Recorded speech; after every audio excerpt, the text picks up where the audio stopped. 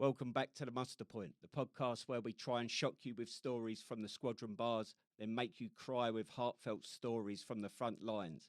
I'm Stu Mendelson, ex-Royal Engineer and current pain in the arse for politicians. And I'm Steve Black, former 2nd Royal Tank Regiment, current tea drinking, biscuit dunking champion. If you can brew it, I'll drink it. Today we're talking about life in the block, from the bullshit and boring to the crazy parties when the Sergeant Major ended up naked and covered in glow sticks. Not just life in the block, this episode is also focused on the events of June the 6th, 1944, better known as D-Day. That's right, it's been 81 years and the beaches are still covered with evidence from the day.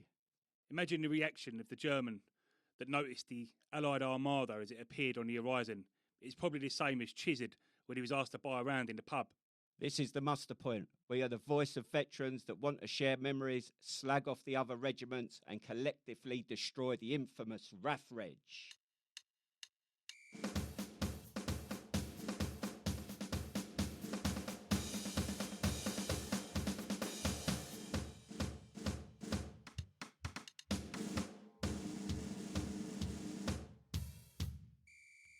Hello. Hello. How you doing, you all right? I'm all right. What's going on? I don't know what's going on. I'm all lost and confused. Well, it's been a hectic month, really, isn't it, for us? We've been flat out, but we're back. What you been doing? Well, no, you've had a busy last week, haven't you? Yeah, but I'm saying the last few weeks we had all the VE Day stuff, and then I was invited to Buckingham Palace through the Royal Tank Regiment Association for the Not Forgotten Association's annual garden party. Yeah. Me and my wife went. There was quite a lot of tankies there, actually. Was it? Well, there was a lot of tank regiments and the following associations since all the amalgamation. So there's probably about 15 of us. Was it? How did you get an invite to that? Just through the association, just being a member of the Tank Regiment Association. They randomly pick names, and they like new faces going every year. Yeah. So it's good for new people at the end of the day. Yeah. So I think years gone by, it was the same people going every year, and they want new people. So, I went and met some interesting people. Go on, who did you meet? Any famous faces? I did. I stood there at well, in a bar because there weren't a drink, but I was stood there trying to get a glass of lemon juice, or lemonade, sorry. And Tony from the Bill, remember Big Tony? Yeah. He walked past. I went, I know you. And he went, well, he said that to you? No, I said, he goes, you're that bald bloke off the podcast. And I went, yes. I said to him, I know you, don't I? He went, go on. And I went, you're Tony off the Bill. He went, yeah, that'd do. I think his name's Graham. What was he doing there? There were just loads of celebrities. Is he still classed as a celebrity? Well, it's Tony. I don't know what he does now. I think he's about 73 now. I think I googled. Oh, is he? Yeah. Bloody hell. Yeah, I know. Tony Stamp, that was his name. Tony Stamp. I think his name's Graham Cole or Coleman, something like that. But really nice bloke. He had time for me, and my mate Mick, who I went with. And Dr. Hillary walked past. I went, hello, Dr. Hillary. You were very friendly with all these people then. Still would be proud of me. Normally I don't say boot to a goose. But he come over, he shook my hand. I went, this is my wife. So I shook her hand. I went, this is my old troop leader, because I bumped into my old troop leader there. Did Did Dr. Hillary ask you to do a cough and drop for him? No, but he checked my prostate. So in Buckingham Palace? Yeah, in Buckingham Palace. He's a good bloke. Foxy, I spoke to him, mentioned the Muster Point, and I gave him the details. I said, it'd be nice for you to Pop along, yeah. Come and have a brew. Put your money in the tin. I've lost my show notes. Oh, no. Who else was there? I didn't speak to Vanessa Phelps, but she was there. Anthea Turner. Yeah. I met a couple of... On the train there was these two blokes from the Yorkshire Regiment. And I said to my missus, we'll follow them when we get off the train. Yeah. I've been there the week before with you, because we got off at Green Park. Oh, yeah. And then we got off, and they was looking at me. I went, I'm going to follow you. They went, well, judging by your accent, we'll follow you. So got to talk to them. They've done this thing called... the VE Day to France hard routine walk or something. All right. That sounds absolutely disgusting. It was. They went from Richmond in Yorkshire, I think it was Richmond, to somewhere in France, and they done it in hard routine. So they had to carry everything. Bloody hell. Yeah, so all their rations, water, everything. Where did they sleep? Wherever they could. Really? Yeah. And who was this? Let me find them. I should have got this sorted before I started, really. But anyway, just a couple of blokes, really nice blokes, and they've done a thing last year. I think they've done the Yorkshire Free Peaks last year, and they're going to try and do something every year. By the way, Steve, sorry, he's just joined and he ain't coming through the thing properly.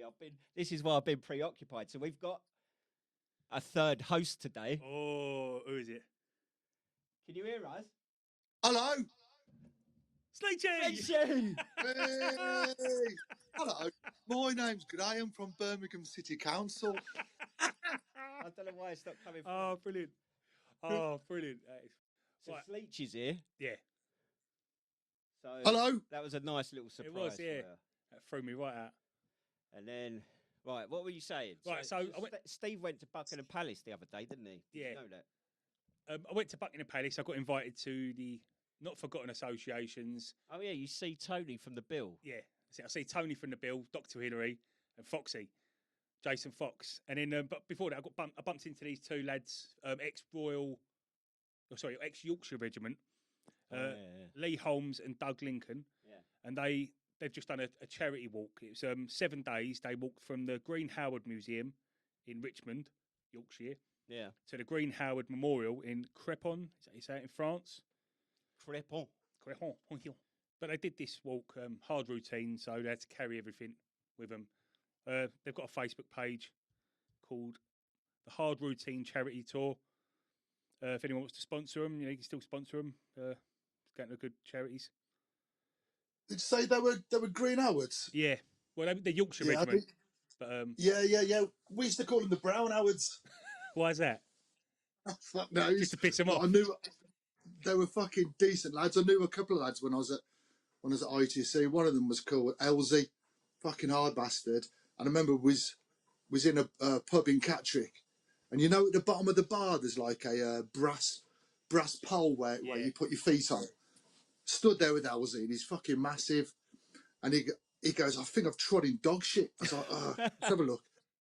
And I said, no, it's mud, mate. And he goes, no, I think it's dog shit. And he scrapes it off his shoe, put it in his mouth, and went, no, it's definitely dog shit. So there's the Brown Howards for you. Good lads, though. Good lads. When I was in phase one, one of the section commanders, McCormick, his surname was. He was Green Howards. He was all right. We had another bloke. We had a Fusilier. You was a Fusilier, weren't you? And his name was Donofy. I don't know what battalion he was. Right, I know Stevie Don well. I know him. Good bloke. Was he like smallish, but he had a big head, blonde hair. He used to say that he only drinks tea and snake bite. Don't drink water. Yeah, yeah. Stevie Don was a lance jack when I got to battalion. He's a decent footballer. Right. Yeah, I know Steve. Yeah, he's a right Geordie lad. He beasted me once because I called him Corporal Dorothy. His name was Donofy. So I got beasted for that. His wife worked it was a Bassingbourne. His wife worked in the laundry there. She was really nice. She always used to make sure that she's go, I hope my husband's not being nasty to you. Come and tell me if he is. Yeah. He would 100% be a shit to the Crows, definitely. Yeah. No, he was all right. He was quality. I got on well with him. So is Foxy coming down? Well, I told him to. I said, make sure you bring a couple of quid for the tin. What did you tapped him on the shoulder, didn't you? Yeah, I tapped him. I snuck up behind him. Fucking special forces, my ass. Yeah. Didn't even see a big fat tank in. I tapped him on the shoulder. I went, hello, Mr. Fox. And he turned around and he went, hello. And I said, hello, mate, I'm Steve Black. And I told him what we do. And he shook me hand. He said, no, that sounds good. He goes, if I remember, I'll give it a look and I'll give him one of our cards. Oh, yeah, nice. So, and you met a Royal Engineer officer, didn't you? Called him a wedgehead. Yeah, I said there's some like Nig, second left. No, I think it was a lieutenant actually. Yeah. Looks about 17 years old. Yeah. But I said to him, do you know Stu Mendelson? He went, who? But no, I said, why are you called wedgeheads? He went, I don't know, I've never heard of it. Fucking sprog. Yeah. Sprog officers, man. I told him about the muster point, and he was like, oh, can I have the details? So I give him a card, so he's going to listen to the podcast. Nice. Yeah, and then I bumped into one of my old troop leaders, T-Dog, we used to call him. Little Irish bloke. He was a legend. Like everyone loved him. He was like one of the lads, proper decent troop leader. Yeah. But and went out for a beer with him after. So nice. Him and his brother Bill. So no, just a nice time. Happy days. Yeah. Well, anything else? Didn't you go to All Tanked Up? Before All Tanked Up, I went to France. He's been on the right mission. He's gone AWOL pretty much. Been on a tank off. Yeah, well. Tank off. No, I went to this weekend. I went to down near Eastbourne, that sort of way. One of my mates, he does a thing every year called All Tanked Up. Yeah. And it's basically they hire a field, set up camper vans and tents, and just get on the piss for a weekend. That's quality, man. Yeah. There's one. I don't know whether you've heard of it. It's called Fire Mission. Have you heard of that? No. It's a gunners one, and it's for gunners only. And it's getting fucking quite big now. But the only thing is, it's for gunners only, and you're not allowed to take your missus or anything like that, or wives and girlfriends. Which, some might say that's a good thing, but it's going to be messy. I saw a picture of your mate Chris Bryant on Facebook at this all tanked up, and I want to know. I don't know if you've seen Chris Bryant Sleechy, but he's got a mullet, which is bad. But then this picture, he was wearing dungarees and Crocs with socks. Just want to get your thoughts on that, Sleechy, mate. Right, Sleech's thoughts, Crocs, socks, and mullets. The mullet, yeah, I can cope with that, but fucking Crocs and socks, man. I'm like, what does he think he is, like in an Australian rock band? Yes, exactly. He looked like that Benson Boone, didn't he? Yeah. Hacking bit of kit. Fair play. Horses for courses, I suppose, innit? Yeah, exactly. Literally. As long as you ain't wearing a Villa top, we'll be all right. Yeah. There was a few Villa fans there, though. Oh, were there? Yeah, Peck, your mate Peck. Oh, yeah. Him and his brother. His brother, Mike, I think his name was. He was 2-6 Engineer Regiment. Okay. He's based in Hona. And that's where Stoner was, Hona. Was you in Cellar, Sleechy? Oh, no, I was in Hona. Oh, you was in Hona? Oh, right. I was in Hona, yeah. Because we was reminiscing about all the pubs and places. Brass houses. Places people used to go. And then we was talking about Batters as well, because a lot of the armoured regiments used to go to Batters all the time. So we was talking about Medicine Hat and my favourite place in the world, Medicine Hat. Yeah, I heard you talking about Medicine Hat before, like saying like a lot of the blokes used to go, I'm not going down there. What's the point of coming all the way to Canada? And fucking Medicine Hat was that, because we used to go pretty much every year, being armoured. And Medicine Hat was the place to be. Do you remember the sin bin? Yeah, sin bin. Yeah, the O'Reilly's, the sin bin. The club. Yeah, the gas lantern, Cadillacs. I remember fucking quality was in this guy. This must be like 1990. I was with two Scousers, and they were proper. One of them was called Cold Childs, proper fucking scally geezer, and the other one was little called Reedy, and was in that. Fucking can't remember what the bar was called, but it's full of fucking like cowboy, Indians, and it's proper local bar. And I remember me and Carl were stood at the bar, and little fucking Reedy was hanging around. People walking past us, and Reedy looks up at Carl, and no, this like big fucking Indian walks past us. FBI, fucking big Indian, walks past us, and Reedy goes up to Carl and goes, "Here, Carl," and he goes, "What do you want to be? You fucking knobhead?" And he went, "That fella just growled at you." Some fella just fucking growled at you. Yeah, crazy place. I love Canada. Brilliant. Brilliant place. So then what else were you up to? Are you me? What you been up to? You been painted any walls yet, Sleechy? Well, I only work three days a week, 4 days a week. I'm semi-retired, so I just pick and choose my jobs these days. Oh yeah, damn which is nice. That's what. That's what Mickey Flanagan used to say, wasn't it? Because he started out as a painter and decorator, and he was like, if I can't live off 4 days' work a week, then I ain't interested in working. Exactly, completely agree. But what I found I do since I've stopped working fucking Fridays and Saturdays and that, I'm like doing 5 days work into 4. Oh, do you know what I mean? But it's all right though. Hero, isn't he, Steve? Fucking hero, legend. Fucking smashing it, lads. Well, I've got I haven't got show notes. I don't know what's going on. Well, we've got today's topic, if you like. It was originally it was about life in the block. Yeah. But this episode is going to go out on June the 6th, D-Day. So we want to throw anything you've got on D-Day. I've got a few little bits and pieces, so we'll bring that up. But we've had a few people sending stuff in. Okay. So I keep mentioning wedgehead. Yeah. Did you ever hear the term wedgehead, Sleechy, for an engineer? Yeah, I did hear the term wedgehead, but I've no idea what it means though. I've had a look and I can't find out what it means, but I've definitely heard it. Yeah. Well, Pud, Stu's mate, he's sent me a voice note, so I'll play that. And he's called Pud because he always had 2 puddings, no matter where he went. And the latest bit of information, he took his, I think, how old's his daughter, Ellie? Ellie must be about 7, took her out on a run, or rather she took him out on a run because she was having to wait for him at every turn. Bless him. Yeah. Fucking hell. Here's his voice Bless note. him. Good morning, Mr. Steve Black. I hope you're well. So this is taking it right back to the beginning. I think obviously the term for the engineers, wedge heads. So I did a bit of digging with a couple of lads who are ex-engineers, and there's a couple of lads who have done full service of 22 years where I work. Obviously, can't give that away. Sneaky beaky. So the Sneaky term wedge beaky. apparently the recoil on the guns, they're on a hill or something under fire, and with basically the guns on the wheels were rolling back. So unfortunately, they had to use the dead bodies of the artillery in the Second World War or the First World War, whatever it is, to wedge into these artillery guns to keep them still. But because the engineers back in the day were a lot bigger, as in were probably fed a lot more than the infantry were, the infantry guys were too slim to keep the guns still. So in the end, they used the bodies of the engineers, because they were thicker and bigger, to wedge in the wheels of the guns. So as they were firing, they stayed still and obviously hit the target. But yeah, that's where the term wedge head comes from. Yeah, I thought that was quite interesting, to be fair. Wouldn't want to be one of the blokes on the fucking floor, but hey-ho. Here's what it is. Gents, take care. Hope you're well. There you go. Are you happy now? I don't believe Sounds it. about right, doesn't it? Yeah, you know what? Like, I say I don't believe. I'm not calling him a liar anyway, because that's what I heard. But it just seems so far Duty fetched. rumour, isn't it? I just can't imagine. Well, when the shit hits a fan, you do whatever. But Yeah. I've heard people using bodies instead of body bags to build up trenches and stuff. So Yeah, you use whatever's to improvise, adapt, and overcome. yeah, but to use it, well, I don't know. You got to do what you got to do at the end of the day. I've got an icebreaker question for this episode for you both. Right. So pin your ears back, gents.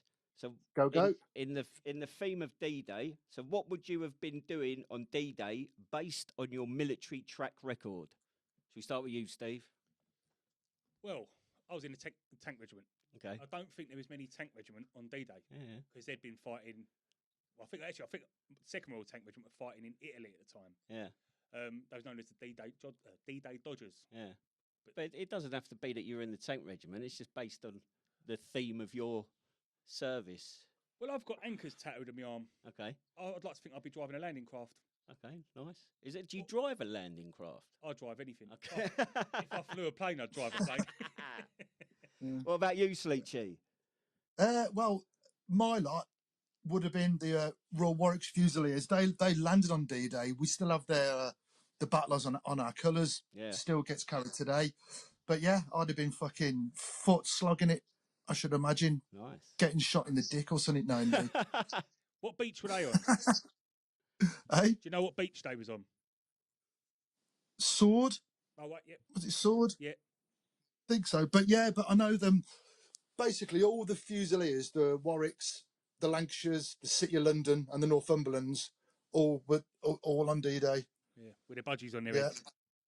heads. Oi, Budgie, it's a hackle. I knew Budgie was going to come up somewhere. Salt Beach was where they had the mad Scottish piper, I think, playing.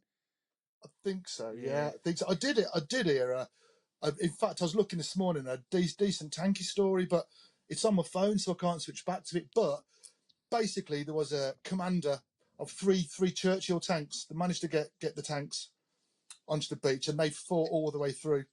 But he says a very fucking friendly, jolly German popped up out of the hedge and fired a what are they called, a Panzerfaust rocket straight into the turret of the Churchill, blew his foot off.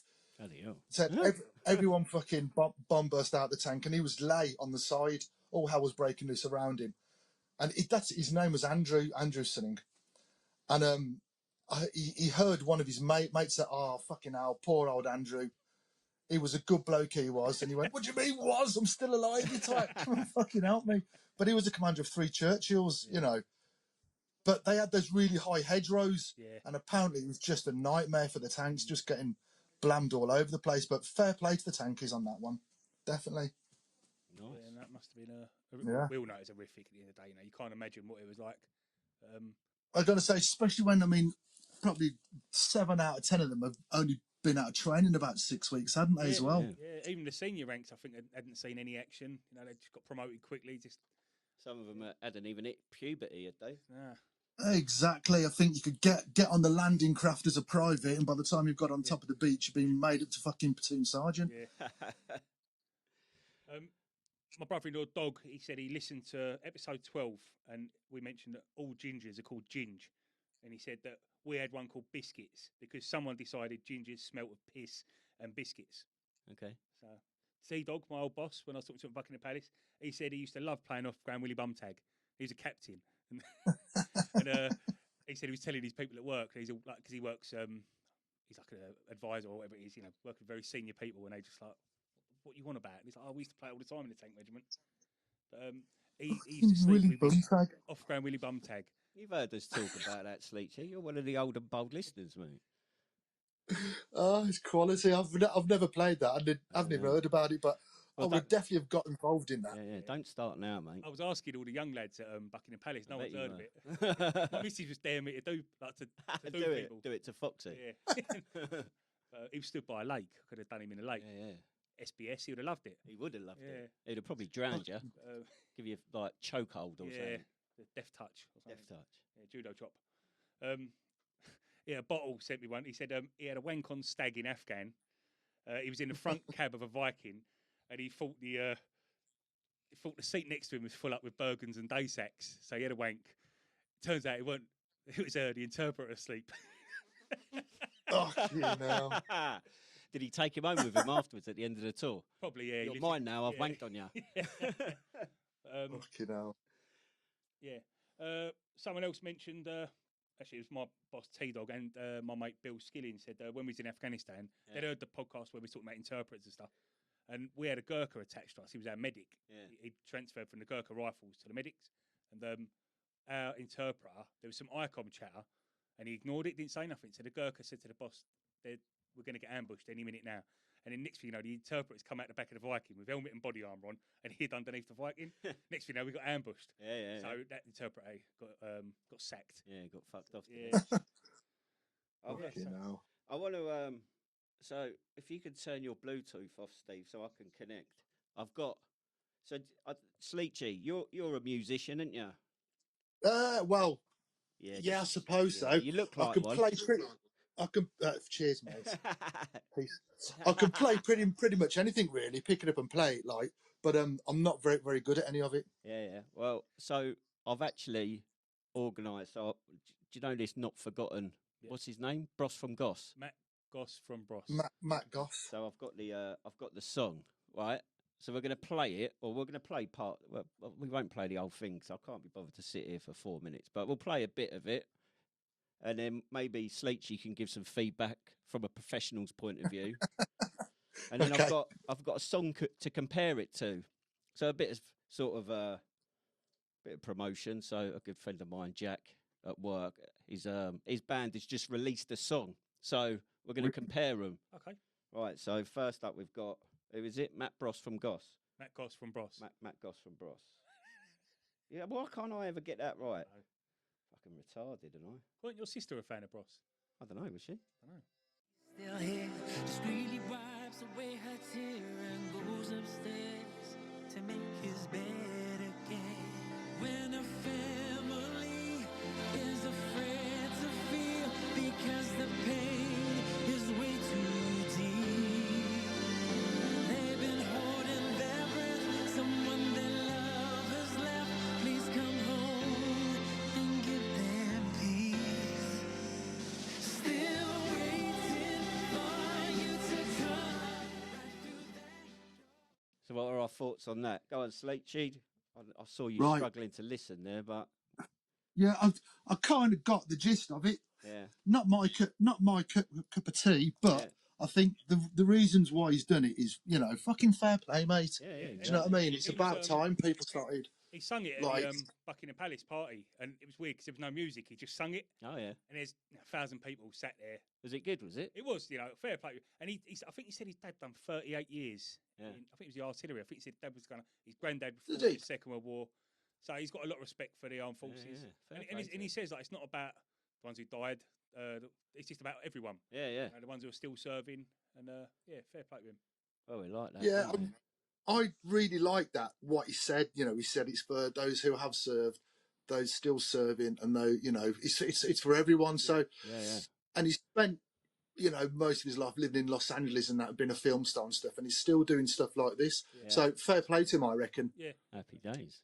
Right, and here's a second one. It's called Habsburg Ferrari, and it's by Sora Vale.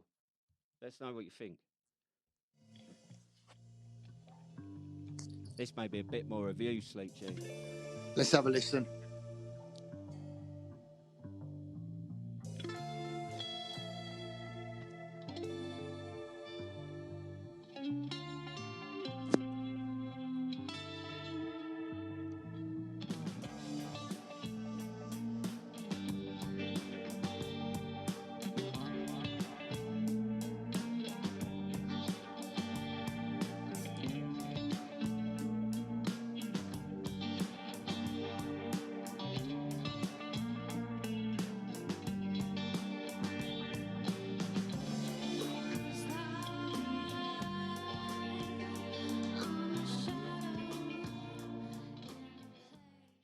What do you reckon to that one? I didn't hear a thing. Didn't hear a thing. What do you reckon? No, I I like didn't. that. You like that? To me, that had like a 90s Yeah. feel to it. Yeah. Sort of 1 minute, I felt like, Chili Peppers. Yeah. Oh, I Psychedelic love sort it. of chilled out. I'll send you the link, Sleechy, and you can have a listen in Yeah. your own time. And I like Yeah, that. send it to. I'm always on the lookout for new music all the time. So yes, send it to me because I'd like to hear that. Oh, check out Block 33. You'll like that. Block 33. Block 30. One of my mates, he's in a band, a mod band. It's all right, a bit like the Jam. yeah. That sort of Ah, stuff. love it. Yeah. They're touring at the minute, actually. Oh, are they? Yeah. Are they that good? Are they? They've just released an album. I think it got to number 14 in the charts, something like that. You know, Yeah. that's brilliant. Same, I haven't spoken to him for years, but I messaged him when I see he's Yeah. I bought an album, bought an actual CD. I need a CD player now. Yeah, who has a CD player? Armed Forces news. Well, first of all, Right. Spurs won the Europa League, Yeah. and my missus being a massive Spurs fan all of a sudden, Yeah. she made me watch all the celebrations. I think it was on YouTube and that, and it was impressive. Like seeing Tottenham and Edmonton, like there was a lot of people, and Yeah. it just made me think, what was VE Day like? Yeah. Because all the parties over the street parties and that, but the drinking parties, the actual parties. Yeah. The only thing I could think of was watching that. The streets full up of people on the balconies, their windows. Yeah. It was a nice atmosphere. But I've got some old news as well that popped up. So a man was fined £500 for wearing military uniform without permission. He was collecting for shoe boxes for our heroes. Okay. All right? He was in the army, but he didn't finish phase 1. Yeah. The law he breached is the Uniforms Act 1894, Section 2. And military uniforms are not to be worn without authority. Okay. And the reason I'm bringing it out is because on Remembrance Day, a lot of people wear berets. Things like that.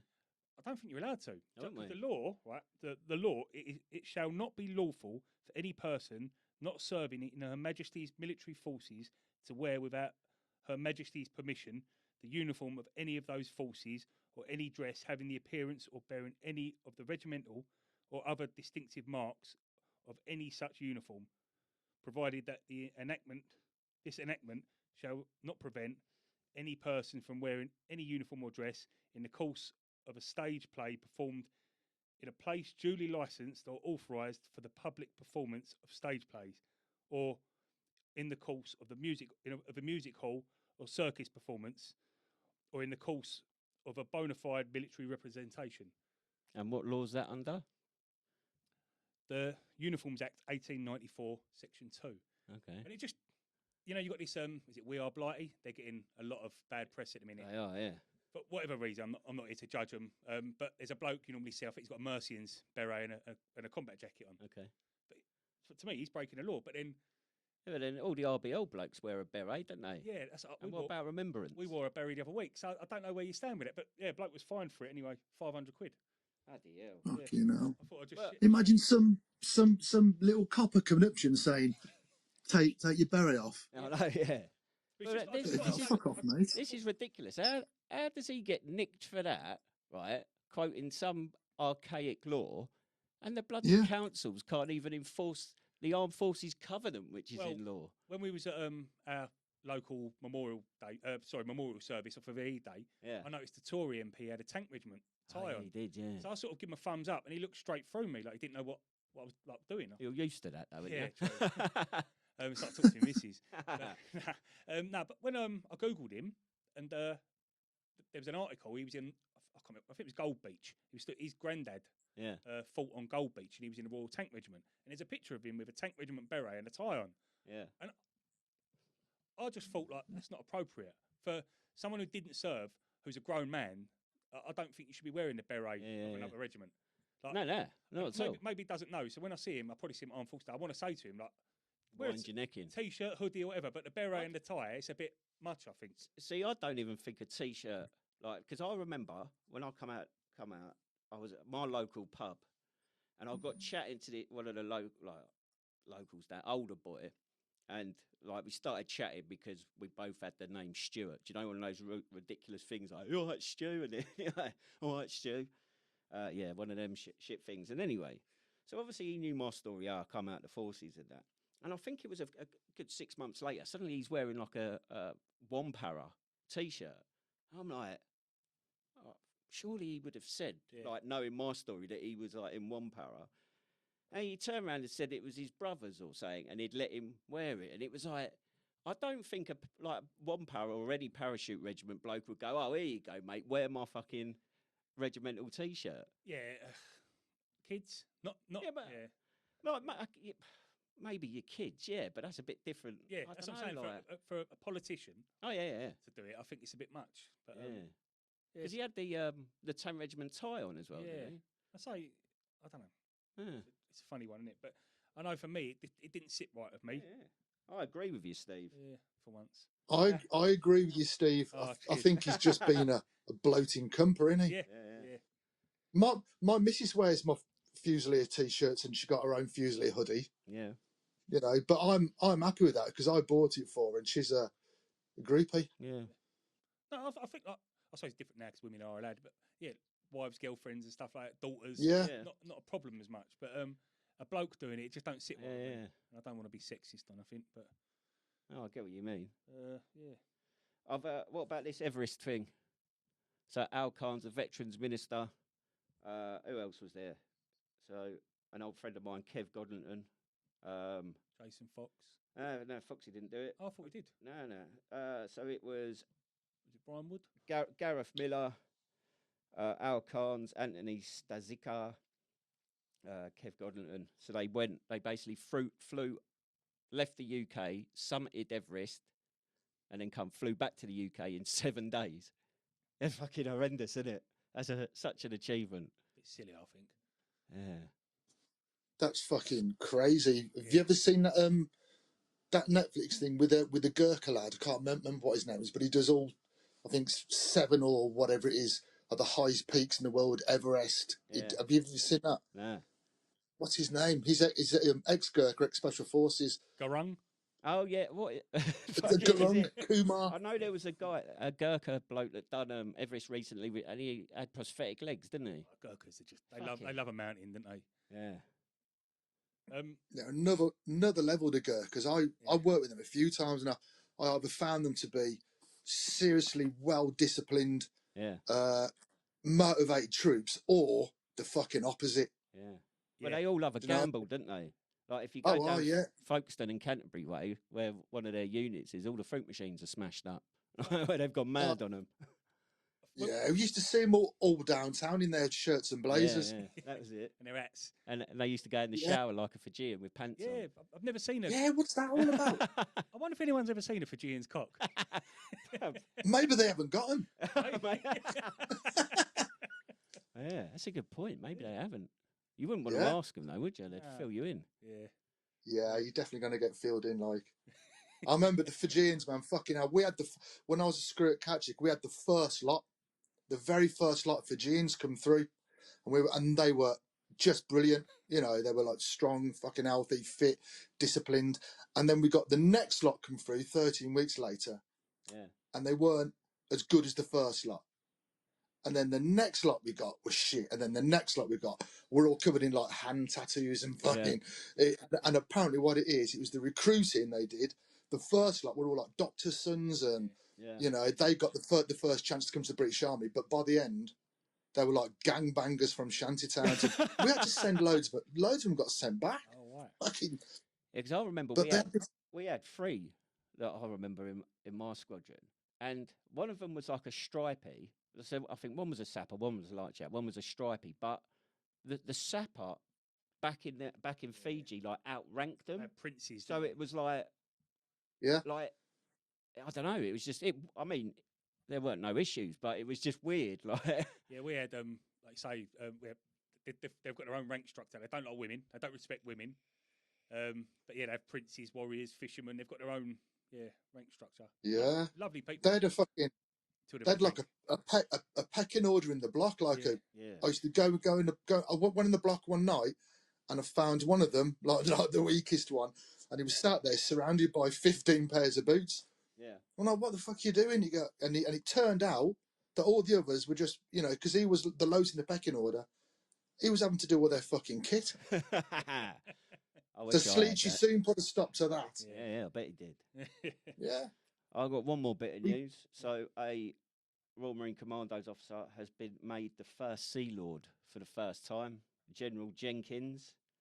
Oh yeah, it's a bit. Apparently, I mean, none of us are Matlow, so we can't really comment. But apparently, it's a big thing. Like, it's like unsure whether a Royal Marine Commando officer can lead the Royal Navy. Fair play to him. Yeah. Was he a Gaylord? I don't know. He looks like one, but there's a picture of him. Oh, Sea Lord. So I thought it's a Gaylord. Oh, yeah. Sorry. Well, fair enough. You don't get Gaylords no more. That was Gaylord. Gaylord. Oh, it's the best. Do you know what? I'm glad you've mentioned this. Like when we were fucking growing up, the word gay had nothing to do with being a bender, did it? Nothing. It was like if the weather was shit, it's fucking gay. If someone had shit pair of trainers on, fucking gay. If someone was just been a knob, fucking gay. But now it's like it had nothing to do with being a bummer. I want my word back. The word gay. Let's get a petition going. Yeah, I want my word back. He's sad, isn't he, about that? With the campaign. He got well excited, didn't he? Yeah. I don't know if you heard. I've thought about it a lot, you see. It sounds like it, mate. This is the type of shit that occupies my brain. Yeah, I bet your missus loves you, doesn't she? Like, fucking hell, get on that. Send Steve voice notes, you fucking twat. Get in your shed. Get in your shed. Oh, you bang on there, lads. Get back in your shed, Sleechy. I'm always in there. Yeah. Bottle sent us something. Go on. There's been an idea from the MOD about creating a home guard. All right. And it's big. The idea is to protect the infrastructure. Yeah. And it will be similar to similar structure to the reserves, but will be separate from that. And it's to protect things like power stations, airports, and coastal hubs, where power and data cables enter the sea. So who's gonna? Civilians. All right. So to me, that sort of thing should be offered up. That should be encouraged when you're leaving the forces. Yeah. What, like MPGS? I don't really know what it'll be. It's a new thing, but no, I don't know. I'd imagine you get a bit of a payment for it, but that's the sort of you'd like to think so. Like coastal towns. Yeah. Like there's not much work there, so it might be something. Have you been a Great Yarmouth lately?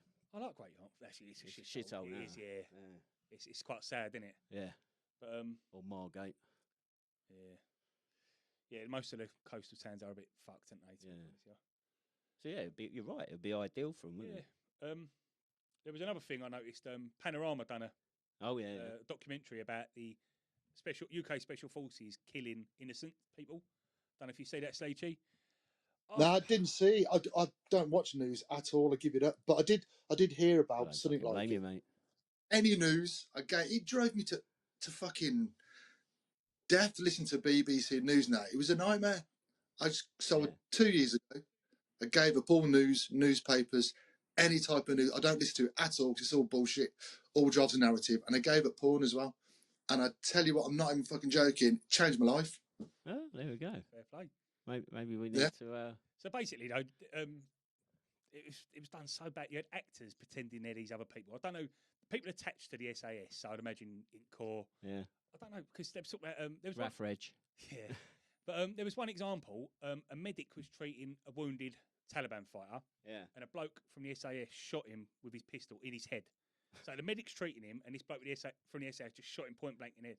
I don't. Well, they had evidence of this, did they? No, this is Oh, right. This just people It's just say it. someone telling stories. They said fuck all at the time, Yeah. but now all of a sudden the things like that, and it's just absolute. When I was listening to it, I thought it's bollocks. I know things can get a bit go over the top, or you get a bit carried away. Yeah. You know, they're doing strike ops in the middle of the night, so unfortunately people do die Yeah. accidentally. Doesn't make them murderers; it makes it an accident. Yeah. I'm not saying, but I'm just some of these examples I was giving, I just thought you're talking shit. Yeah. And I think the SAS and the SBS and all these other people who do these strike ops, they know that if they're doing that, the backlash is the conventional army, the lads on the ground, are the ones who are going to suffer. And I don't think they'll do that. No, yeah. Because ultimately, these special forces blokes, they come from normal regiments, Yeah, so, exactly. So I can't see it happening. You are going to get a rogue soldier. I can't. And you watch it, the examples they're giving, that's what you... And this was Panorama. Yeah. Fucking hell. They usually do things all right, don't they? Yeah. Exactly. There you go. Panorama at BBC. It's all bullshit. Yeah. Oh, well. It's like that the Royal Marine geezer, was it Sergeant B? Yeah. When he told me, that he was doing the bloke a favour. The guy was mortally, he was dying, and he just put one in his head and said, "Shuffle off, mate." Done him a favour. Yeah. He filmed it though, didn't he? The div. Yeah, someone had the head cam on, didn't they? Yeah. I think someone had that on body cam film, so he's even though he's doing the geezer a favour, he's banged to rights, isn't he? Really? Yeah. I don't know. It's a funny subject. We've all been there, and when you're in times of conflict, things are different, aren't they? You think differently. Yeah, exactly. Right. Should we go into the main point of the show? What are we going to start with? D-Day or what's the other one? Life in the Block. Life in the Block. I think Life in the Block. Go on in. Right. So, Bottle, he said he loved block life. He missed the block parties. And he said Dino Wright had a block party in his corridor. It was messy. I took a shit in his sink. He headbutted the radiator off the wall and flooded his room. And Daz Flowers got herpes from one of the birds from Tidworth. Okay. Matt Aydock, he said Donna's got his room destroyed. And I do remember this. People stuck wheat. Donna's was passed out on his bed. Yeah. Someone had shaved his eyebrows off, boot polished his, polished his face, and then got toothpaste, stuck all over his screen on his telly and stuck Weetabix to it. He couldn't get them off because toothpaste goes like concrete. Yeah. So it ruined his telly. Yeah, and he misses having saloon parties in the bar. Yeah. Just cover ourselves. Yeah. We had a bloke called Spud. Spud was the barman, and he didn't used to eat food. He used to live off crisps. Yeah. And he was pissed that he was the barman, so we woke him up one day. I think we had to climb through his window to get to him, and he was asleep in bed eating Watsits. Yeah. He had a drawer full of them. So, my mate Damo sent me a voice note from his experience of. I'll have to click to that. Have you got any stories from life in the block, Sleechy?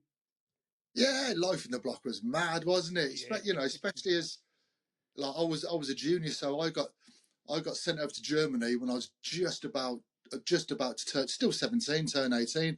I've barely been out the country myself, so I got posted over there, just like another fucking world. It was the block was just fucking chaos. The only thing about living in the block was you're always on offer to get spammed for duties. Yeah. That was the thing that used to piss me off. You get a knock on the someone would just burst. I remember once, me and my mate I was in a room, we was only young fucking sprogs. This fucking Landstack burst in, goes, right, someone ain't turned up for guard or whatever. Someone Saturday morning in Humour. Sorry lads, you're it, Si. And we were like, we were about to go out. We was going to go out for the day. And she was like, fucking hell, what do we do? I had a great idea as young genius fucking crows. Pulled his berry over the back of his head, got a can of Grolsch, tipped it all over himself, smoked about six fucking tabs, didn't do his bootlaces up, wandered up to the guard room, went, fucking hell, Sarge, I've just been dick for guard, but I've only just got in off the piss. And like the provo was like, fuck off, mate, go back. So he runs back to the blocks like that, job done. So there's ways and means to get out of it. But yeah, I love the block idea. There was loads of shit going on. There's loads of. I remember in Hona, I was on the first block on the left, and we had Scots Guards, Queen's Own Hussars, Dragoons. And I remember I got put in a room with this geezer called Hammy, and he was a fucking bit of a bully, like. But he's the kind of look after us. And I was coming into the block one day, and some fucking giant Scots Guard got hold of us, ragged us around a bit. So I was like, fucking hell, managed to escape. Legged it into the block. Hammy goes, what's the matter with you? I said, oh, some fucking jock guards out there. And he was like, right, show me you. Pointed out the window, just runs out the block and just fucking fills him in. I'm like, nice one. Yeah, the block was good. So I was, I said that I'd done my B1 out in Senelager, and I'd done a little tour visiting some mates, and I went up to Hona, and like, just a different level up there. So they had the Ben who I was on course with. He his room they renamed the Sappers Mess, and he'd fucking like created a proper bar and that like for the sappers in the corridor to come in, and it was just pure carnage. Like the sprog, I remember fucking shouting at some sprog going like, "Who's the best squadron in the Royal Engineers?" And he's going like fucking like whatever squadron it's Hona, and it was just mental. But there was that like Sleechy said, that ultimate fear of like you could have like the rug pulled from under you at any time, like fucking like subhuman, like right, but you're not allowed. You're not allowed your TV. You're not allowed your. You got to go back to fucking counterpanes, like fucking spot inspections. It's like this is my fucking house, like. Yeah, shit. Yeah. I tried the old drinking one once. Someone told me always have a can of beer open in your room. So I think next to the telly I had a can of beer, and then my troop corporal come in one Saturday. Went, "You're on guard." I was like, "What?" I checked all these. He went, "No, someone's gone sick or whatever." You know, and I was like, "I've been drinking." He went, "Well, I'm going to charge you then for drinking on duty because you're on fucking guard." Bastards. Yeah. You can't win that, can you? No. If they want, if anyone, when you're a crowbag, if anyone from Lanchlough onwards wants you for something, you're getting ad for it, aren't you? Bastards. I do remember, like, I think we spoke about it before, because in the UK, like, people used to fucking go home at the weekend and it was shit. But when they were like, I don't know whether there was something on or like there was everyone had to be in, and so like the blocks were full. Like, it used to be great fun. Like, just like like everyone out on the piss. It was like a stag do, wasn't it? Like every time you went out, and like barbecues out the back, just causing havoc. Like, I don't know about your blocks in Hona, but did you have a bar? Did you have a squadron or company bars, whatever it was, in the block? Yeah. We had attics and cellars. So our bar was underneath the block, but it was fucking great. It just I remember it being like 50 pfennigs for a shot of fucking, what's that, Asbach stuff? 50, it was like 50 pfennigs.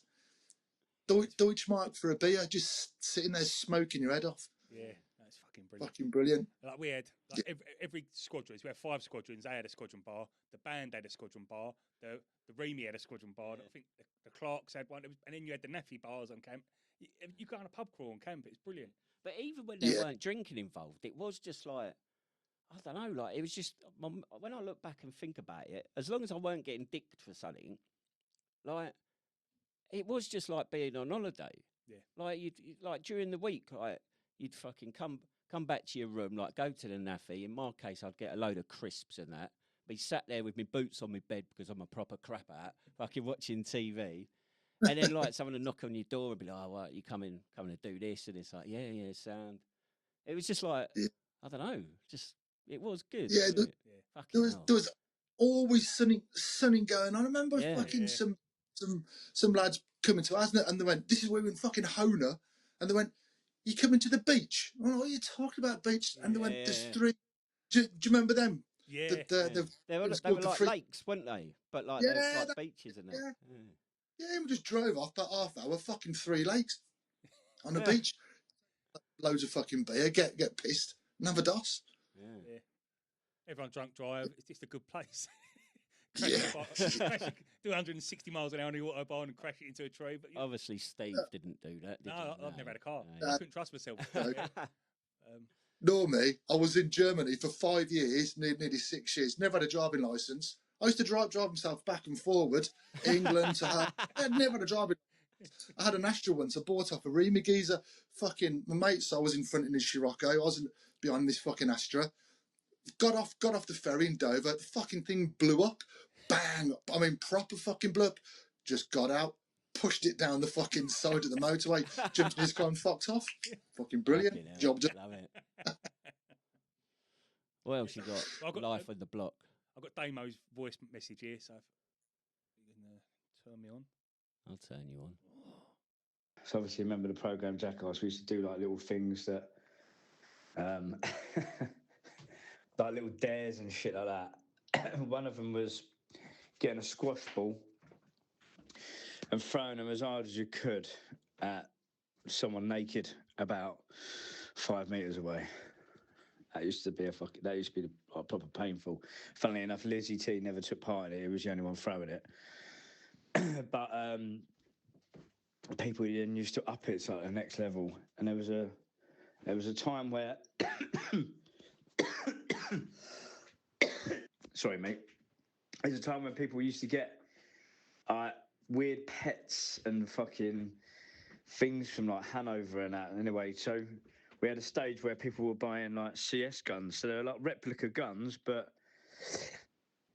you could get a clip of just CS pellets, obviously not bullets, and like the barrel was like dented or whatever and decommissioned and that.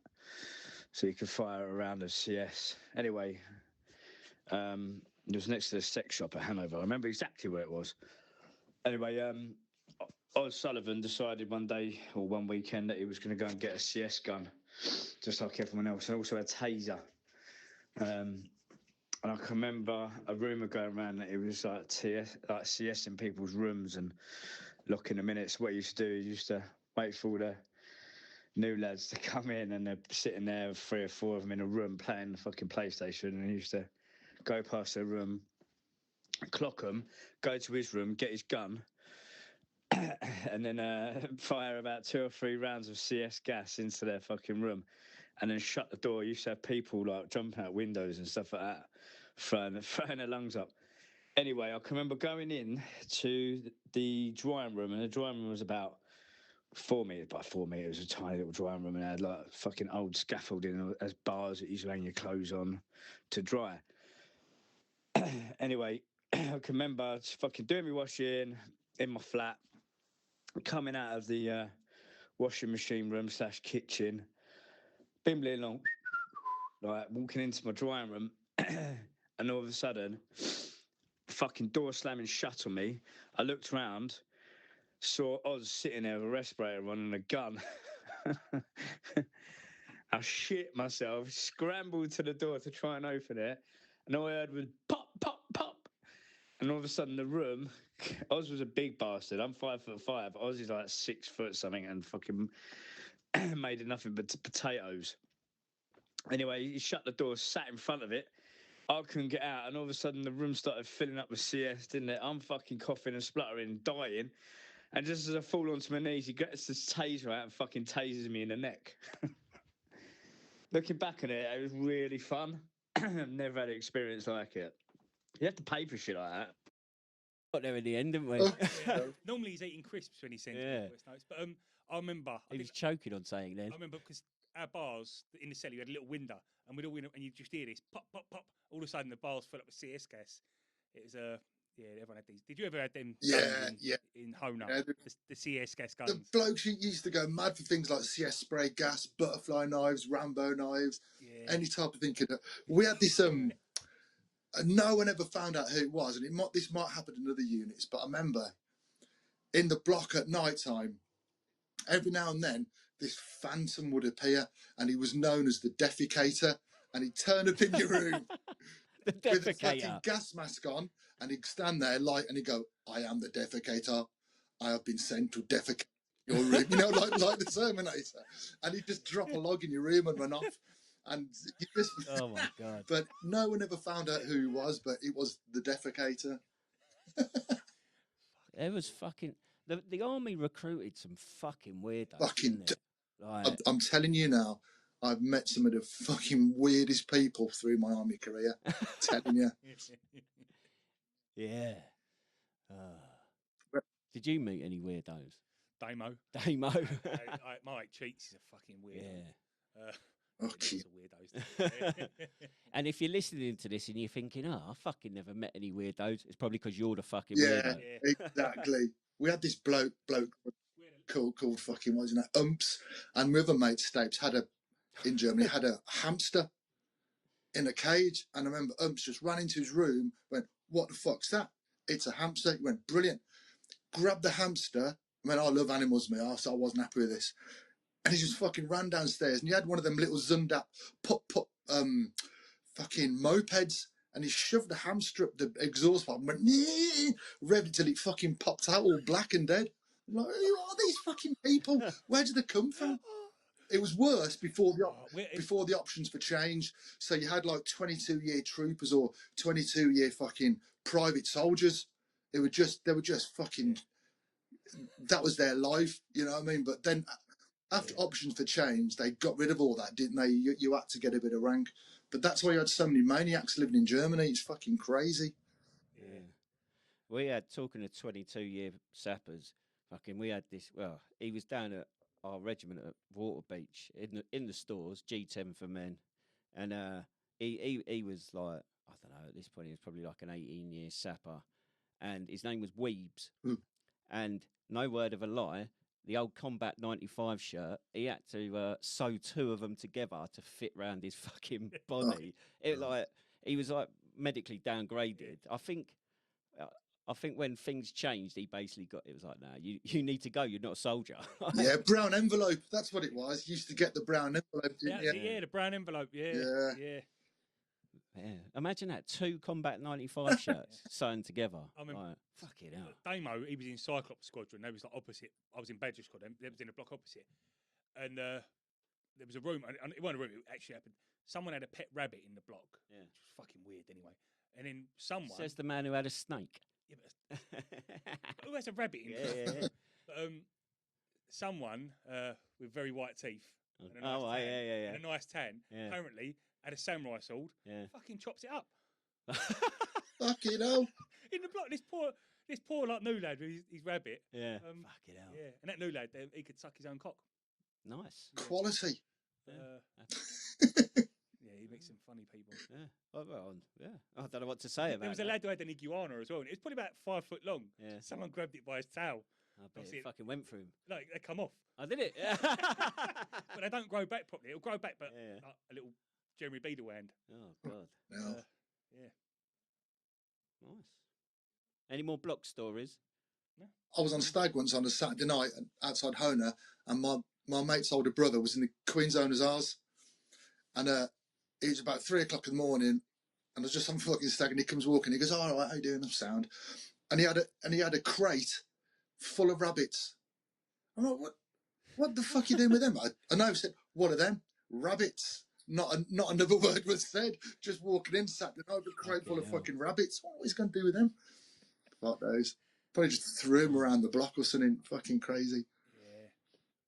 I had a mate, Danny, and he had because the Scotch Dragoon Guards were next to us. Yeah. He managed to get a Scotch Dragoon Guards chef's uniform. Yeah. So the berry, cat bat, everything. And he used to go in their camp robbing stuff. And they had like a tankard in their RHQ. And apparently it was from the Battle of Waterloo or something like that. Bloody hell. And he used to drink his tea out of it. fucking hell. He used to go and rob stuff. Yeah. Quality. Right, should we talk about D-Day? Yes. What you got on it?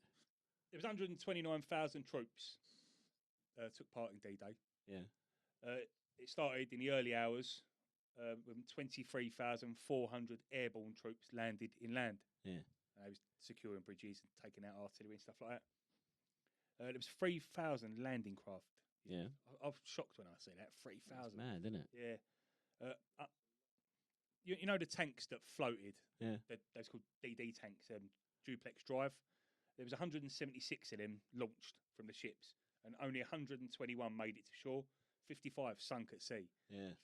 Well, that was the thing. There were so many vessels, ships, boats. They had they recruited, well, not recruited, but like civilian boat masters, like fishing boats and like flat bottom barges and that were going across, weren't they? Just like whatever you could get your hands on. It's unbelievable. But I think it's Omaha Beach. I don't think any of the tanks got ashore. They sunk. Yeah. Because the water was a bit rougher than what they was hoping for. Yeah. But it's estimated that 5,000 Allied troops and 9,000 German troops died on D-Day. Yeah. And it's estimated that 20,000 French civilians died. And that's just on June the 6th. Yeah. All these casualties are just June the 6th. Yeah. Because obviously D-Day was part of well, it was the initial invasion and start of Operation Overlord, wasn't it? Yeah. Which was to flush out from the beaches headed south. And like you mentioned about the weather there, so I remember. So it was things like obviously the weather with the moonlighting and hopefully the weather conditions were all right, and it was such a pinpoint operation, wasn't it? And it had started years before with disinformation and building like docks and that, weren't they? And fake docks. There was Royal Tank regiments of fake tanks. Yeah. So these were like infantry regiments that are being decimated. What was left, they used them. Just odds and sods. You're now the Royal Tank Regiment, 51st Royal Tank, and their job was to have the inflatable tanks in Kent and Sussex and things like that. Just it's a proper job. And you hear the stories about the blokes getting off the landing crafts and the sea was red, like with blood. Yeah. Like just getting over your mate. Well, I went there last July, me and my mate Fox Pierce, and we stayed on Juno Beach on a hotel. Yeah. Which was, they say it's the Canadian sector, and it was, but there was also a lot of British there as well. Yeah. I think it was 50-50. But we found an Avery, a Churchill Avery, the Royal Engineer tank. Yeah. And it was we got a photo of it, me and Ginge, because it was the first tank. We got a photo of us with a Royal Tank Regiment flag. But when we looked into this tank, it was from the 26th Assault Squadron Royal Engineers attached to the 7th Canadian Army Brigade. Yeah. And it got stuck as soon as it got off the beat. It went straight down a crater. The crew bugged out, and most of them got killed by German mortar fire. And I say most of them got their names here: Lance Sergeant Cecil Ashton, and then sappers Roy Manley and Alf Batson. Yeah. So they was killed by German mortar fire. The final crew member, Bill Dunn, he died in 2014, and on the 8th of November 2014, his ashes were sprinkled on and around the tank. Oh, nice. He wanted to be with his crew. Yeah, fair one. I think it goes to show the sort of men, they probably didn't know each other that long. Especially me being a tanky. Was you on Warriors, Sleegey? Yeah, Warrior. Yeah, you're close to each other, aren't you? You live in very close. All the time. All the time. Yeah, you get to know things that you wouldn't know about your silly mates you've known for years. Yeah. You get to know about their mums, their sisters, their cousins. You talk shit. Yeah, it's fucking great. We was with a tankies a lot. In fact, I've got a bit of an apology for you tankies. If you've ever got in your DOS bags at night and found that they've been shot to shit, that was us. Sorry, that was us. Yeah, one bullet makes about 60 holes when it's all forced into a little bin. Couldn't fucking help it. Right, here come the tankies. Because I was with the SDGs a lot, obviously with the 7th Armoured Battle Group, and they used to put, because you've got limited space in your turret, put the DOS bags on the outside. We used to fucking just shoot the DOS bags. Yeah. I got a bit of, so on Omar Beach, the German guns mowed down the first waves, and they reckon 90% of casualties in that opening wave, and still the blokes had to push through. Do you want some engineering facts? Give it to me. The Allies built 2 entire floating harbours, Mulberry harbours, that were towed across the channel and assembled off the Normandy coast. Each one was the size of Dover. Crazy. Pluto pipeline under the ocean was laid across the channel to supply fuel to Allied forces. They literally pumped petrol underwater to keep tanks rolling. And this is the thing. Obviously, the acts of courage of actually going on the beach. Yeah. But then all the fucking logistics shit behind it. Like I know, they reckon 5,000 soldiers died, Allied soldiers. It's not that much, really, when you look at what they did. And when you look at the days after that, for instance, not many people have heard of Hill 112. My wife's granddad was killed there. And I think 10,000 British and Commonwealth soldiers died taking a hill. Yeah. And they had to give it up because there was a storm that wiped out one of the Mulberry harbours temporarily, so they couldn't resupply the hill. So they had to give it up and then take it again a week later. It's just, the numbers are just unbelievable. Have you seen, I know you mentioned the other week about going to watch war films and that, and I ain't really a fan of war films, but I did watch that opening scene of Saving Private Ryan. It's fucking incredible, isn't it? Yeah. Just imagine being there, like fucking explosions going off around you, and it's like, and it ain't fun running through sand anyway. But fucking. But what shocked me, because when I was over there last year, we done Salt Beach, Gold Beach, Salt, Gold, Juno, Salt and Gold are British, Juno, and then Omaha. Yeah. Omaha's very rural, if you like. It's just cliffs. But Sword and Gold, they're going straight into a town. There's houses right on the beach. You know, it's so different. Gold Beach was just so big. It went over. I think it's, over miles. It spread. Yeah. But yeah, no, it's phenomenal. I believe Juno. I know everyone thinks Omaha was the bloodiest. Yeah. And in terms of casualties, it was. However, there was a lot. I think 28 off the top of my head, 28,000 troops landed, whereas Juno, I think there was something like 14,000 landed. Yeah. Ratio wise, Juno was the deadliest. Mm.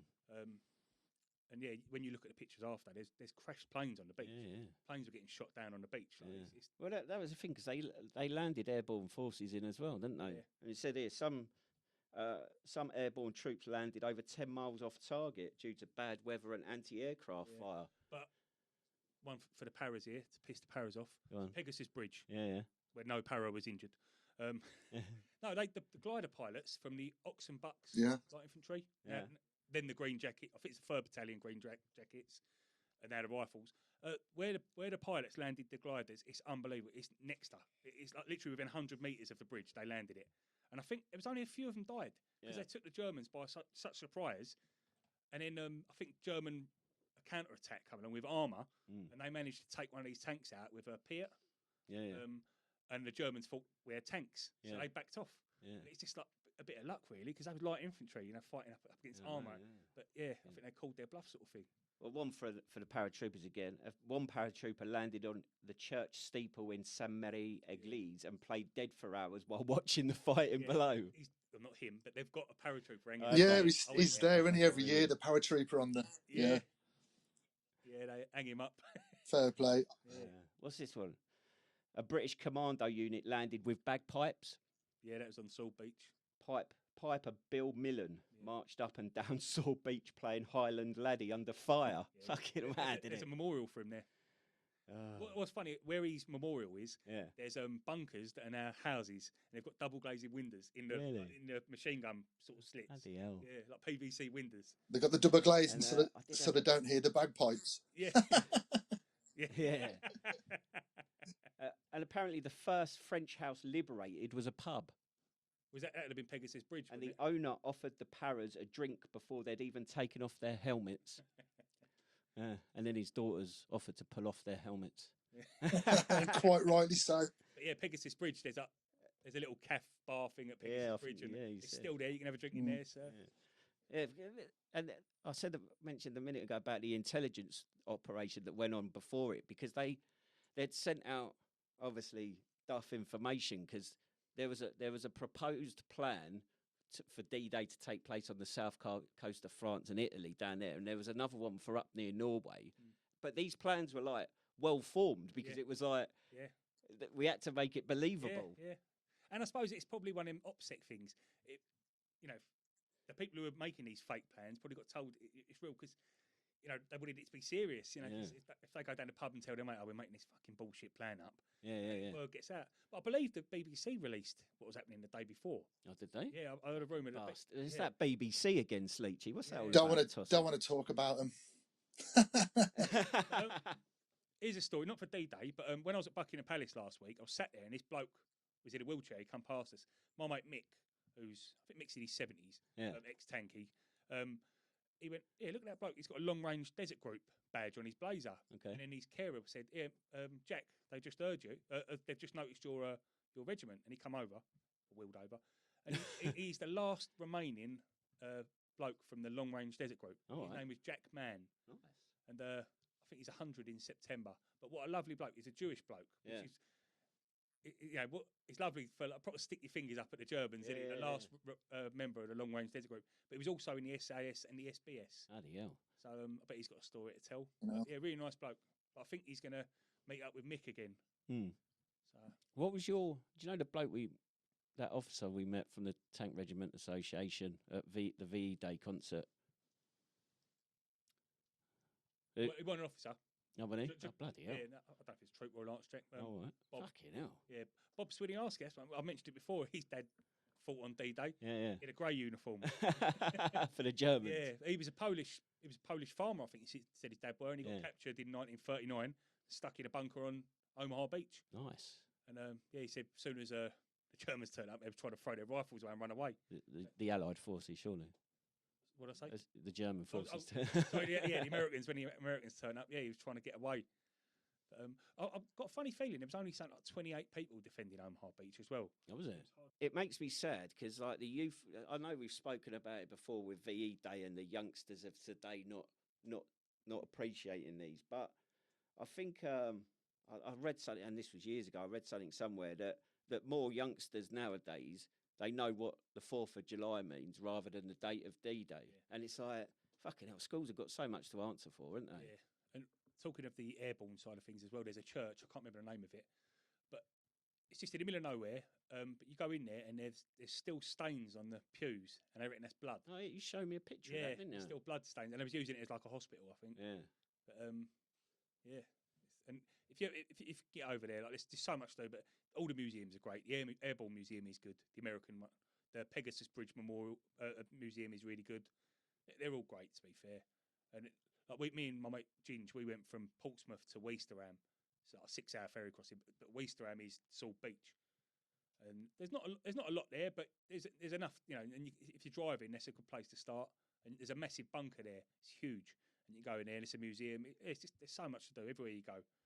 And it's good. It's funny though, because the French have got a reputation for being rude, and they are. But we were trying to get a cup of tea. Me and Ginger, and they just like, "We're going tea." No, I don't know what it is.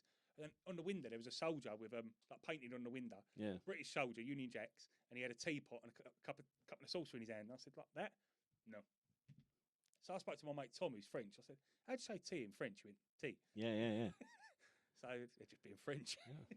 Well, maybe they didn't have Yeah, any they're tea to fucking give out. no. That's bollocks. That is, because they can be a bit funny French. I know there was this old geezer, really old, and he went over to France. This isn't too long ago, and went over on a ferry. And when he got there, he got to the French customs, and the French customs said, "Passport, please, monsieur." And old Bill, whatever his name is, went, I ain't got a passport." He went, "Well, you've French customs said you've got to have a fucking passport." You know, he goes, the British have to show their passports when they come to France. He went, "Well, the last time I came in 1944, there wasn't any French people to show my passport to."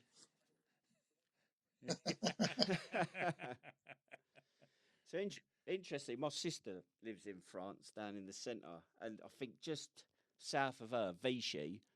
That Vichy was the southern capital because the German, I don't know, like basically there was German occupied, then Allied occupied. I don't know how it worked, but so that they obviously celebrate Armistice Day is quite a big deal for them. It's a public holiday in France, and I was over there one year on Armistice Day, and they have like their local village memorial, and they obviously the village comes out and remembers and that, and the mayor of the village obviously takes this act of remembrance.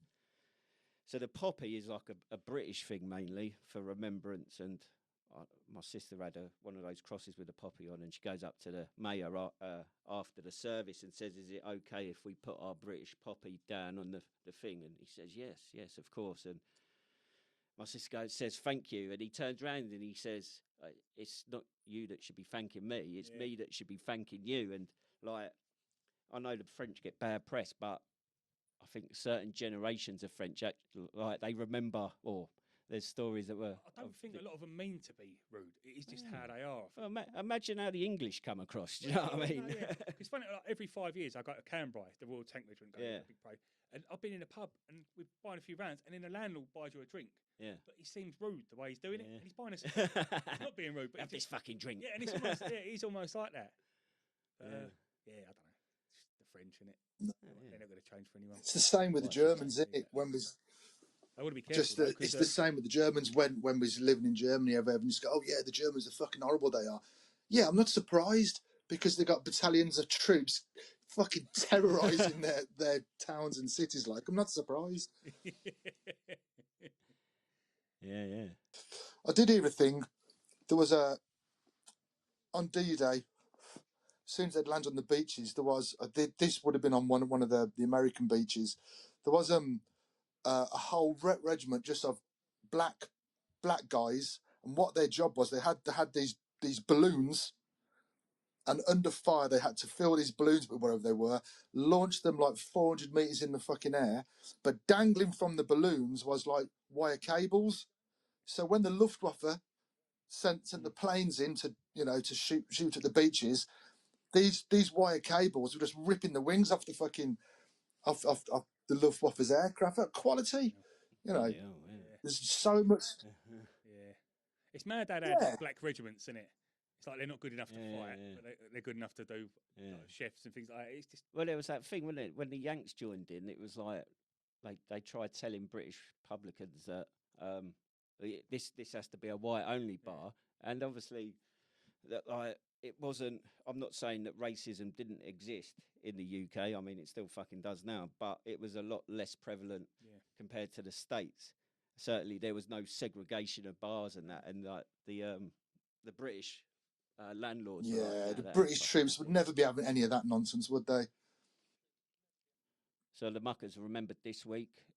Steve went off and interviewed our Stevenage, the head of Stevenage Borough Council, Richard Henry, because his father, was it Steve? yeah, Fought on D-Day. yeah. He was a medic. So we're gonna listen to Steve catching up with Richard. All right, Steve. We're gonna do a Muckers remembered, but we've cut in because we're having to. Somebody made us a promise, didn't they?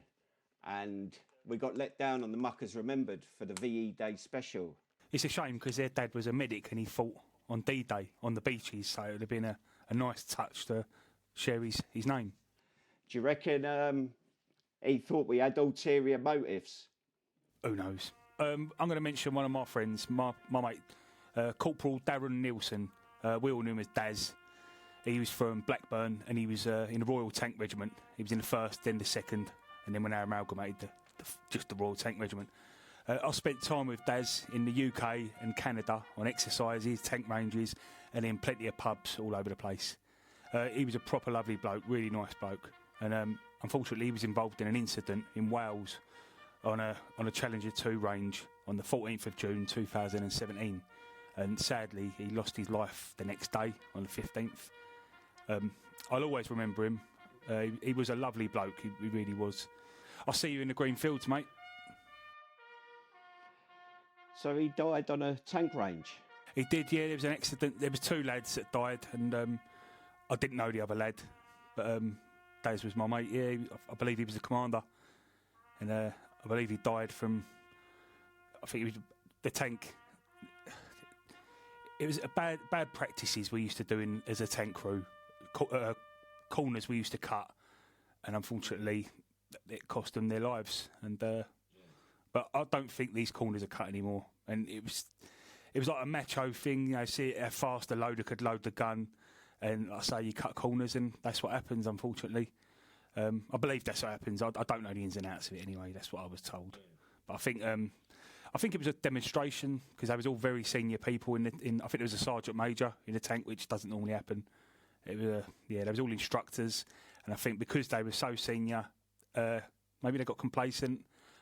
I don't know, or something was missed, and the seal that seals the breach wasn't fitted, which was a standard thing everyone does, but for some reason it was missed. There must have been a flash, and then it caught the ammunition that was probably stowed where it shouldn't have been stowed, caught it alight and massive. It doesn't. I don't think it really explodes. It's just a very high temperature fireball, and I believe he was trying to get out as it blew him out, and I think he died from falling injuries. Yeah. Well, it just goes to show that military life is dangerous. You don't have to be at war. Nah, definitely. A lot of people die on exercise. Yeah. Same as when you come back off a tour, all you hear about is people having car crashes, motorbike crashes. It's just part of military life, unfortunately. Yeah, I'll get that. Well, thanks for doing that with short notice. Right. We'll head back to the show now. Yeah. I'll see you in a bit. And now we're back from that, and I don't know what's going to have been said, but it was interesting. Yeah, it's good that. Steve? Yeah, nice. Yeah. Thanks for that, Richard. Yeah, thank you, Richard. Yeah. Show business. Bravo Zulu. Bravo Zulu. The Bravo Zulu shout out this week.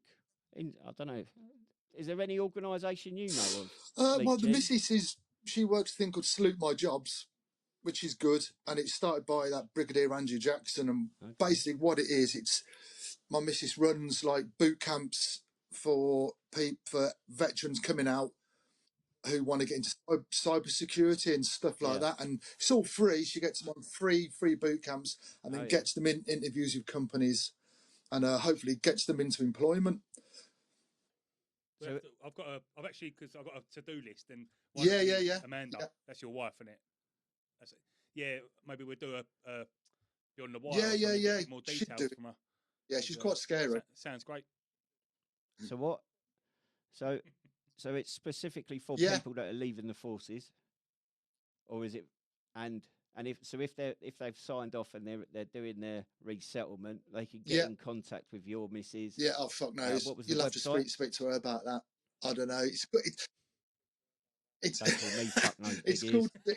it's called Salute My Jobs, and it's not just for people leaving. It's for veterans as a whole. Yeah. It's all just based for veterans, getting them into employment, getting them trained up, and that type of stuff. She'll be able to tell you more about it. I'm a bit of a fucking spaz when it comes to that.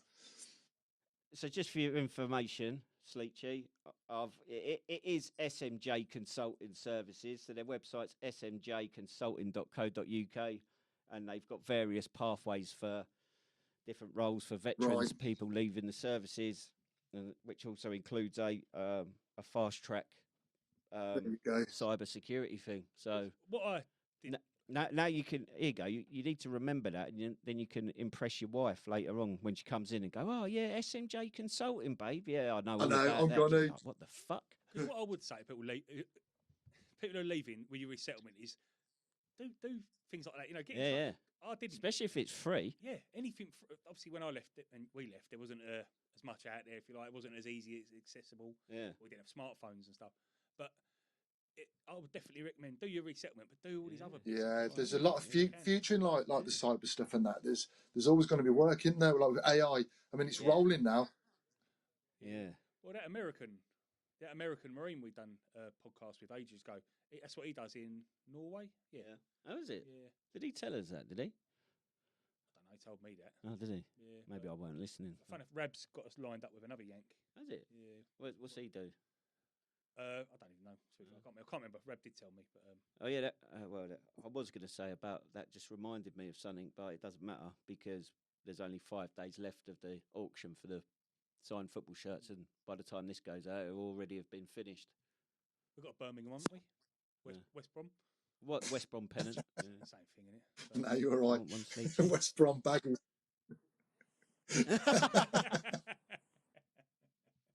It's for charity, mate. Help the veterans. Right. We're all good, aren't we? What? So, I think it's been. Did you like your surprise that I set up? Yeah. I know it didn't fucking run that smoothly, but what can I fucking do? Right. I would have to do more of this sort of stuff. Yeah. Bank holiday, don't it? Bank holiday. That's why I fucking messaged him last week and I said, it's a bank. Me and Steve were recording on Monday. It's a bank holiday. You working? I want to get you on to give him a little surprise. Yeah, always. I love lads. Anything I can ever do to help you boys, I'll do it because you're quality.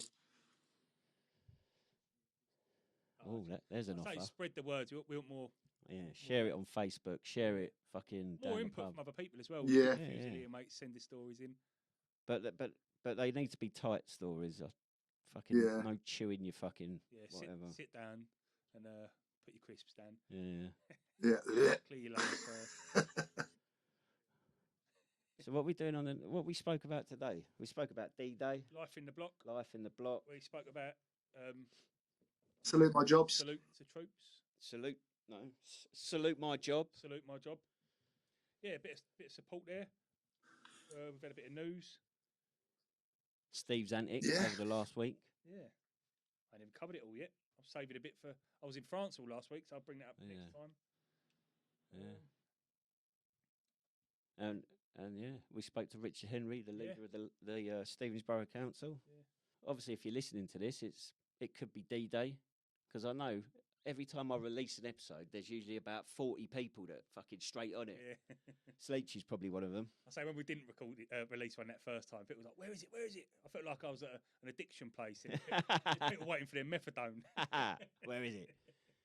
But yeah, if you're listening to this, fucking, I don't know, what can I do? Share it on Facebook with and celebrate. Put a message about D-Day. Yeah. Fucking celebrate. Tell your kids. Tell your fucking neighbours' kids. Tell random kids in the street about D-Day. Watch Saving Private Ryan. Yeah. I see a thing the other day. It's about the most hated man in the military, and it was Private Upham. Okay. You know the clerk who's the coward in Saving Private Ryan. When the bloke was getting stabbed in the end by the German, he's just hiding in the corner. I'll be honest with you, Steve. When I said I watched Saving Private Ryan, I watched the opening scene and then got bored. So I started watching it. Fair enough. I've got like the attention span of a fucking fish. I think that was filmed in the UK, wasn't it? I don't know. Probably. Could be. Yeah. Is Sleechy still there? I don't know, his camera's off. He's gone, isn't he? His battery was going flat. Oh, never mind. Never mind. We had a good laugh with him, didn't we? Yeah, I enjoyed having it. Yeah, man, I'm still here. Oh, he's back. Oh, he's still Yeah. He was playing tricks on us. What the fuck?